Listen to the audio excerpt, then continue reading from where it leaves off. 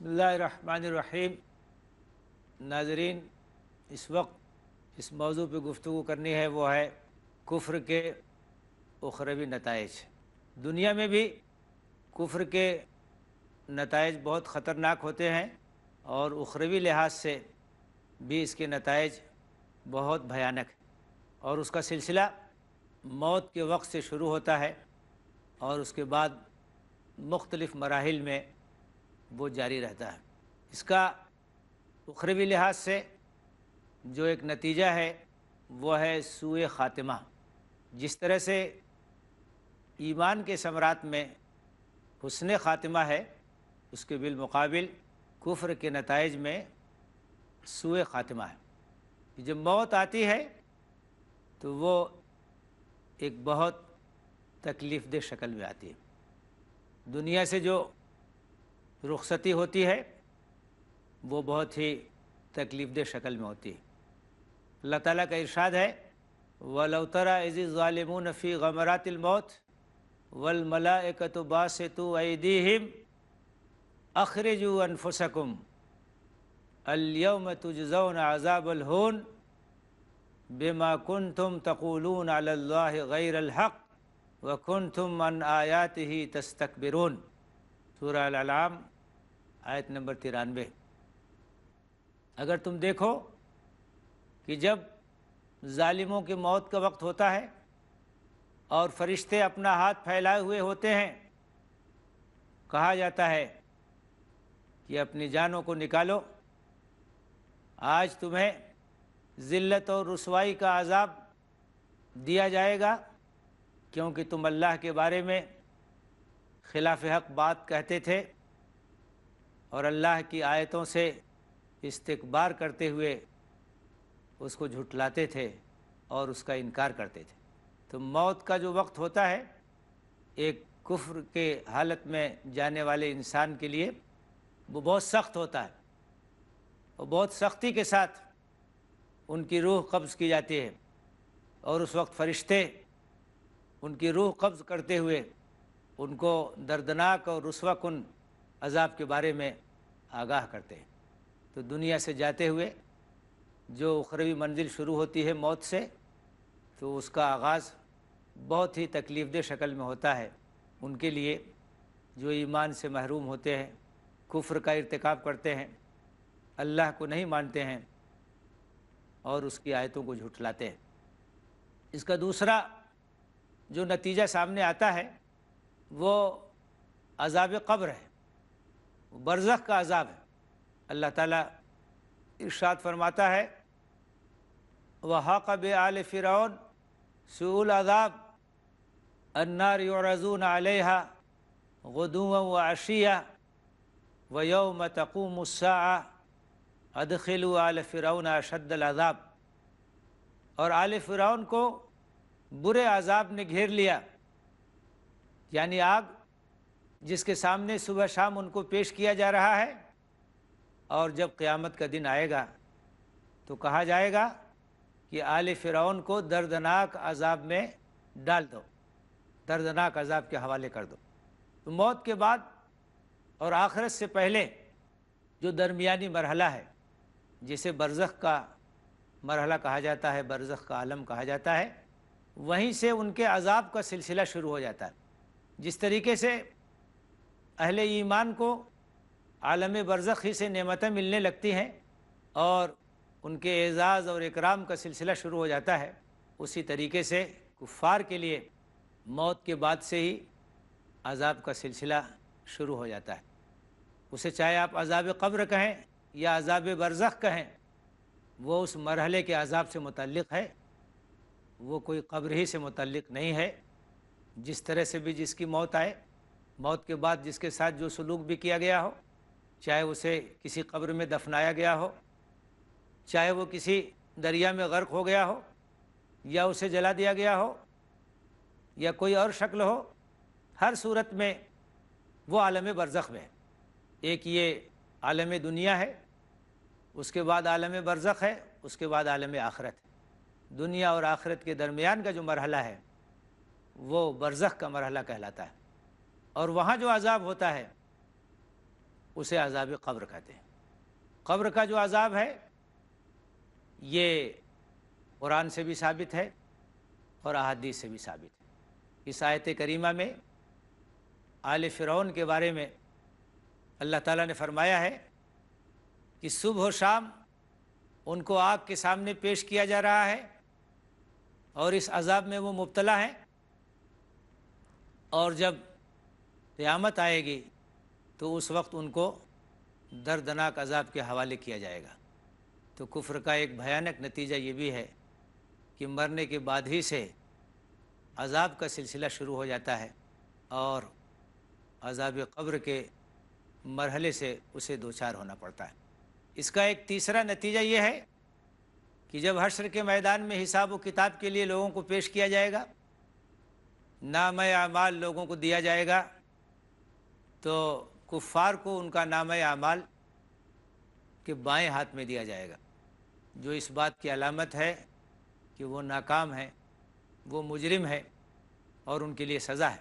اللہ تعالیٰ فرماتا ہے وَأَمَّا مَنْ أُوتِيَ كِتَابَهُ بِشِمَالِهِ فَيَقُولُ يَا لَيْتَنِي لَمْ أُوتَ كِتَابِيَهْ وَلَمْ أَدْرِ مَا حِسَابِيَهْ يَا لَيْتَهَا كَانَتِ الْقَاضِيَةَ مَا أَغْنَىٰ عَنِّي مَالِيَهْ هَلَكَ عَنِّي سُلْطَانِيَهْ۔ جس کو اس کا نامہ اعمال اس کے بائیں ہاتھ میں دیا جائے گا تو وہ کہے گا کہ کاش مجھ کو میرا نامہ اعمال نہ دیا جاتا، مجھے نہ پتہ چلتا کہ میرا حساب اور کتاب کیا ہے، کاش موت فیصلہ کن ہوتی اور دوبارہ مجھے نہ اٹھایا گیا ہوتا۔ تو کف افسوس ملے گا اس طالب علم کی طرح جو امتحان میں ناکام ہو جائے اور اپنا منہ چھپاتا پھرے کہ وہ اپنا رزلٹ کسے دکھائے۔ اسی طریقے سے جو کفار ہیں وہ جب اپنی ناکامی کو دیکھیں گے تو وہاں کف افسوس ملیں گے، اور وہاں کف افسوس ملنے کا کوئی فائدہ نہیں۔ وہاں وہ حسرت کریں گے کہ کاش یہ موقع نہ آیا ہوتا اور ہم کو حساب اور کتاب کے مرحلے سے نہ گزرنا ہوتا۔ اللہ تعالیٰ فرماتا ہے کہ وہاں آدمی کو اس کا نامہ اعمال دے دیا جائے گا اور کہا جائے گا اقرا کتابک کفا بنفسک الیوم علیک حسیبا، کہ لو اپنا نامہ اعمال پڑھ لو، کٹا چٹھا پڑھ لو، تم خود اپنا حساب کر لو، کسی اور کو حساب کرنے کی ضرورت نہیں ہے، تم خود فیصلہ کرو کہ تم انعام کے مستحق ہو کہ سزا کے مستحق۔ اور جب ایسے لوگ اپنا نامہ اعمال دیکھیں گے، اپنا رجسٹر دیکھیں گے، اپنا ریکارڈ دیکھیں گے، تو ان کی زبان سے کیا نکلے گا؟ وہ کہیں گے ما لہذا الکتاب لا یغادر صغیرۃ ولا کبیرۃ الا احصاها ووجدوا ما عملوا حاضرا۔ کہیں گے کہ کیسا نامہ اعمال ہے، کیسا رجسٹر ہے، کیسی ریکارڈ بک ہے کہ نہ تو اس میں کوئی چھوٹا عمل درج ہونے سے بچا ہے، نہ کوئی بڑا عمل درج ہونے سے بڑا، جو کچھ بھی کیا سب سامنے آ جائے گا۔ آدمی کی آنکھیں کھلی کی کھلی رہ جائیں گی، دیکھے گا کہ جو کام میں نے تنہائی میں کیا تھا وہ بھی لکھا ہوا ہے، جو کام میں نے لوگوں کے سامنے کیا تھا وہ بھی درج ہے، جو کام میں نے تاریکی میں کیا تھا اس کا بھی اندراج ہے، اور جو کام میں نے اجالے میں کیا تھا اس کا بھی اندراج ہے۔ کوئی چیز چھوٹے گی نہیں۔ اور آج تو اس کو سمجھنا اور زیادہ آسان ہو گیا ہے۔ یوں سمجھنا چاہیے کہ جیسے ہر آدمی کی زندگی کی ویڈیو فلم بن رہی ہے اور اس کے سامنے اس کو کھول دیا جائے گا، دے دیا جائے گا، کسی چیز کا انکار نہیں کر سکے گا، کسی چیز کو جھٹلا نہیں سکے گا۔ تو یہ کفر کا ایک برا نتیجہ سامنے آئے گا کہ نامہ اعمال بائیں ہاتھ میں دیا جائے گا، ناکامی اور نامرادی کا سامنا کرنا پڑے گا۔ اس کا ایک نتیجہ یہ بھی ہوگا کہ آدمی یہ تمنا کرے گا کہ کاش وہ ہمیشہ ہمیش کے لیے موت کا شکار ہو گیا ہوتا، یہ دن اسے نہ دیکھنا پڑتا۔ سورہ نبا کے اندر اللہ تعالیٰ نے فرمایا ہے وَيَقُولُ الْكَافِرُ يَا لَيْتَنِي كُنْتُ تُرَابًا، کافر یہ حسرت کرے گا کاش وہ مٹی ہو گیا ہوتا، گل گیا ہوتا، سڑ گیا ہوتا، اور آج کا یہ دن دیکھنے کی نوبت اسے نہیں آتی۔ اور اس طرح کی حسرت ہی رہے گی، اس طرح کی تمنا پوری نہیں ہو سکتی۔ پھر اس کا ایک نتیجہ یہ بھی آئے گا کہ آدمی کے اعضاء و جوارح، اس کے ہاتھ، اس کے پیر، اس کی آنکھیں، اس کی زبان، یہ تمام چیزیں اس کے خلاف گواہی دیں گی، اس کے خلاف شہادت دیں گی۔ ناظرین، ہم یہاں ایک چھوٹا سا وقفہ لیں گے اور وقفے کے بعد گفتگو کا سلسلہ پھر جاری رہے گا۔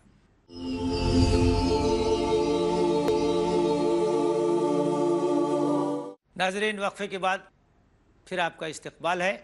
کفر کے اخروی نتائج کا تذکرہ چل رہا ہے اور اس میں یہ بات ہمارے سامنے آئی کہ اس کا ایک نتیجہ یہ بھی سامنے آنے والا ہے کہ ہمارے ہاتھ، ہمارے پیر، ہمارے اعضاء و جوارح یہ ہمارے خلاف گواہی دیں گے، مجرموں کے خلاف گواہی دیں گے، کفار کے خلاف گواہی دیں گے، سرکش لوگوں کے خلاف گواہی دیں گے۔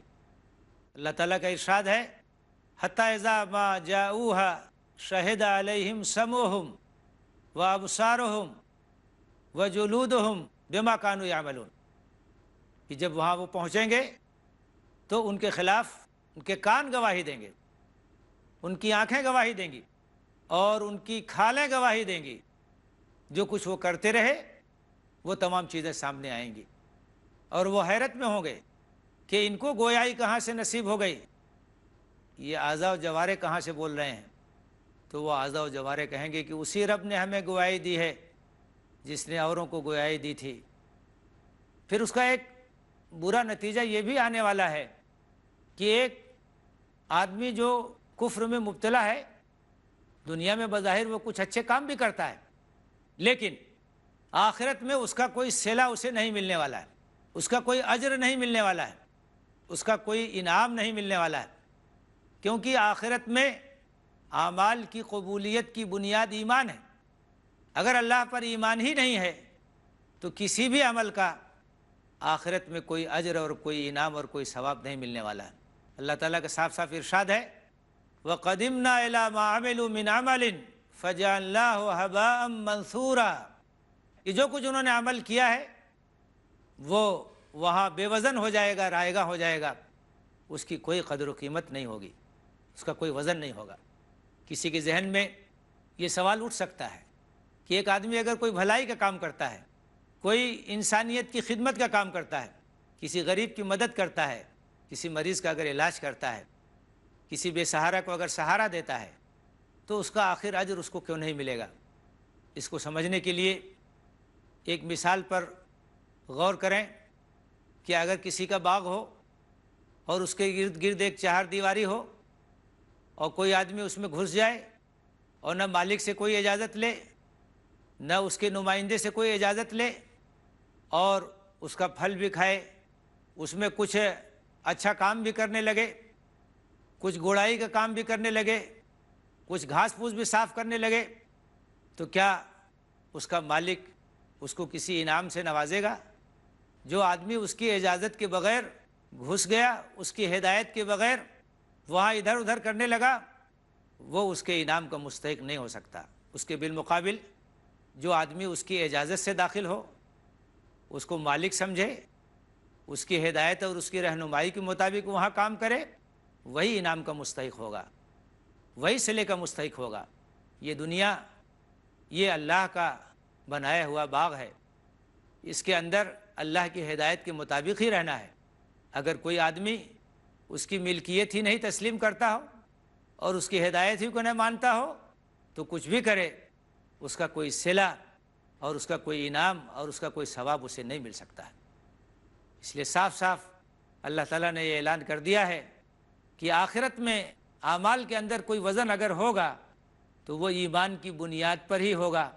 ایمان کے بغیر کسی عمل کا کوئی وزن اور اس کا کوئی صلہ اور اس کا کوئی انعام نہیں ہوگا۔ اور پھر کفر کا ایک بھیانک نتیجہ یہ آئے گا کہ ایسے لوگوں کو جہنم کی طرف ہانک کے لے جایا جائے گا اور ہمیشہ کے لیے اس میں ان کو ڈال دیا جائے گا۔ قیل ادخلوا ابواب جہنم خالدین فیہا فبئس مثوی المتکبرین، کہا جائے گا کہ تم جہنم میں داخل ہو جاؤ، تمہیں ہمیشہ ہمیشہ یہاں رہنا ہے، اور یہ متکبرین کا برا ٹھکانہ ہے۔ تو یہ عذاب جہنم اور ہمیشہ ہمیشہ کے لیے اس عذاب میں مبتلا ہونا، یہ کفر کا ایک بھیانک نتیجہ ہے جو آخرت میں سامنے آئے گا۔ ایک نتیجہ یہ بھی سامنے آئے گا کہ جن معبودان باطل کی یہاں پرستش کی جاتی ہے، اللہ کو چھوڑ کر جن کی پوجا کی جاتی ہے، الوہیت میں جن کو شریک کیا جاتا ہے، ان معبودان باطل کو بھی وہاں ان کے ساتھ جہنم میں اکٹھا کر دیا جائے گا۔ انکم وما تعبدون من دون اللہ حسب جہنم انتم لہا واردون، کہ تم جن معبودان باطل کو پوجتے ہو اللہ کو چھوڑ کر، تم سب کو جہنم کا ایندھن بننا ہے اور اس میں ہمیشہ ہمیشہ رہنا ہے۔ اس کو دیکھ کر اور نفسیاتی لحاظ سے ان کو تکلیف ہوگی کہ جن کو وہ پوجتے تھے، جن پر چڑھاوے چڑھاتے تھے، جن کی پرستش کرتے تھے، جن کے سامنے ہاتھ جوڑ کے کھڑے ہوتے تھے، جن کے سامنے سجدہ ریز ہوتے تھے، وہ تو کسی کام کے نہیں ہیں، وہ بھی اسی آگ میں پڑے ہوئے ہیں جہاں وہ ڈالے گئے ہیں۔ اس طرح سے نفسیاتی لحاظ سے ان کی تکلیف میں اور زیادہ اضافہ ہوگا اور اس میں اور زیادہ شدت آئے گی۔ اسی طرح سے اس کا ایک نتیجہ یہ بھی سامنے آئے گا کہ آج بظاہر دنیا میں اہل کفر ایک دوسرے کے مددگار نظر آتے ہیں، ایک دوسرے کے معاون نظر آتے ہیں، لیکن وہاں جب وہ جہنم میں جائیں گے، عذاب کا شکار ہوں گے، تو ایک دوسرے سے براءت کا اعلان کریں گے اور ایک دوسرے کے اوپر لعنت کریں گے، ایک دوسرے کو برا بھلا کہیں گے کہ انہوں نے ہم کو گمراہ کیا، ان کی وجہ سے ہم برباد ہوئے۔ کلما دخلت امت لعنت اختہا، ایک گروہ جب جائے گا تو وہ دوسرے گروہ پہ لعنت کرے گا۔ یہاں دنیا میں بہت سے لیڈران ہیں اور ان کے بہت سے متبعین ہیں، لوگ جو ہے اپنے لیڈروں کے پیچھے چلتے ہیں، ایسے لیڈر جو ان کو تباہی کی طرف لے جاتے ہیں، بربادی کی طرف لے جاتے ہیں، ہلاکت کی طرف لے جاتے ہیں۔ یہ لوگ وہاں آخرت میں ان سے کہیں گے کہ ہم تو تمہارے پیروکار تھے، ہم تمہارے پیچھے چلنے والے تھے، تمہارے پیچھے نعرہ لگانے والے تھے، تو کچھ یہاں تم ہمیں فائدہ پہنچا سکتے ہو؟ تو وہ صاف صاف وہاں کہہ دیں گے کہ ہمارے بس میں کچھ نہیں ہے، ہم بھی اسی طرح سے عذاب میں مبتلا ہیں جس طریقے سے کہ تم مبتلا ہو۔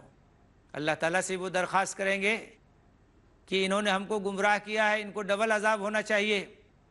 کہا جائے گا کہ تم سب کے لیے ہلاکت ہے، تم سب کے لیے بربادی ہے۔ آج کوئی ایک دوسرے کے کام آنے والا نہیں ہے۔ لیڈر اپنے پیروکاروں سے برات کا اعلان کریں گے اور جو پیروکار ہیں وہ ان سے برات کا اعلان کریں گے۔ وَتَقَطَّعَتْ بَيْنَهُمُ الْأَسْبَابُ، اور ان کے درمیان جو رشتے ہیں، جو ناطے ہیں، وہ تمام کے تمام ٹوٹ جائیں گے، کوئی کسی کے کام نہیں آئے گا۔